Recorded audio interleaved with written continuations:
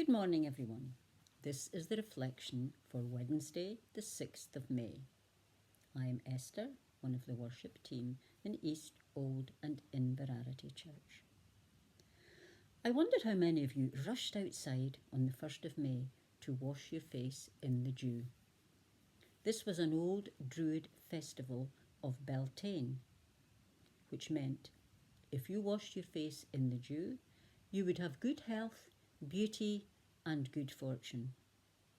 I have to admit I didn't venture out before sunrise to perform this ancient rite, but well done if any of you did. We may all have different talents, but getting up early to perform this task is probably not one many of us undertake. But what are your talents?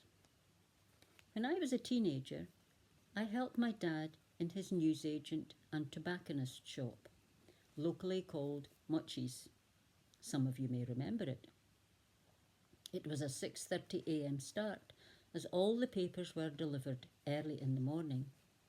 They had to be sorted, folded and laid out on the counter, and for those who had daily orders, they had to be written out. The first customers were usually lorry drivers who had early starts. Of course, the till was old style and did no calculations for you, so all the totals for items bought had to be done in your head. Perhaps those of you born before the early 1970s remember old pounds, shillings and pence. No fancy machines like in shops and supermarkets now to do the calculations for you.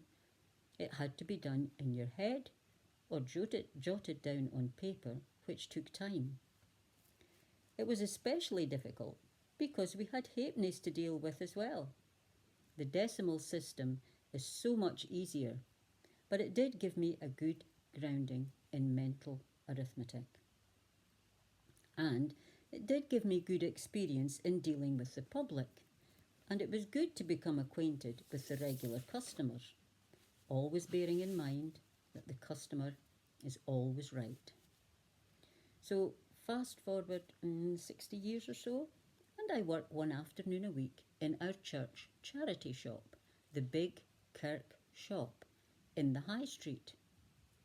Our shop was opened over 10 years ago, and I've helped there from the start, with time off during COVID and a short time after COVID. The volunteers have changed over the years and are from all walks of life, but mostly in the mature age range, I would say. I look forward to spending the afternoon meeting people from the town and out with Forfar. However, we not only meet the public, but accept donations from them, and they are very generous with their donations. However, the donations have to be sorted, sized, hung up, and dated with coloured cubes.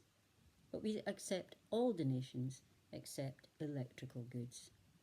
And those of us who work in the shop, as said already, are all volunteers and are not all members of the church, which is great.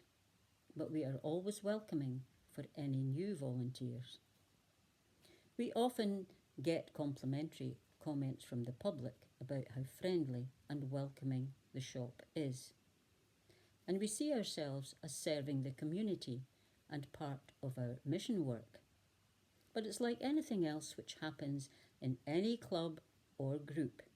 A lot goes on in the background which nobody sees. If you feel you could be one of the team and have 2 or 3 hours to spare during the week, come and give it a go. Here's a wee story about working as part of a team. And it's taken from a play called Some Folks Feel the Rain, Others Just Get Wet. A man was lost while driving through the country. As he tried to reach for his map, he accidentally drove off the road into a ditch. Though he wasn't injured, his car was stuck deep in the mud. So the man walked to a nearby farm to ask for help. "Warwick can get you out of that ditch," said the farmer, pointing to an old mule standing in a field. The man looked at the decrepit old mule and looked at the farmer, who just stood there repeating, "Yep, old Warwick can do the job."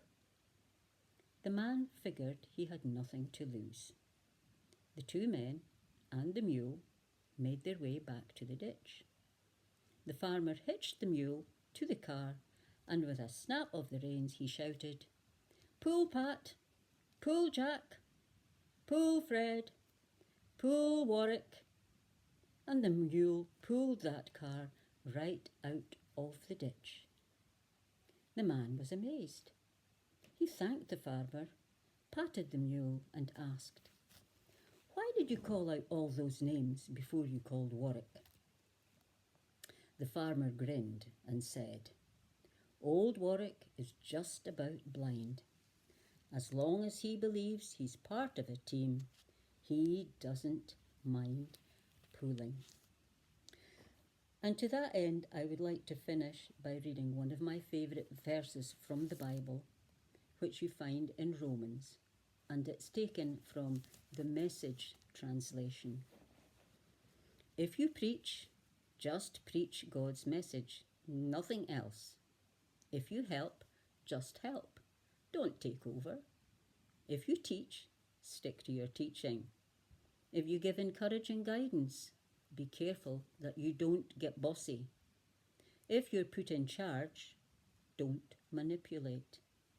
If you're called to give aid to people in distress, keep your eyes open and quick to respond. If you work with the disadvantaged, don't let yourself get irritated with them or depressed by them. Keep a smile on your face." And so remember, if you have 2 or 3 hours to spare during the week, we would be very happy to see you at the Big Kirk shop. So bye everyone, and see you next time, and keep smiling.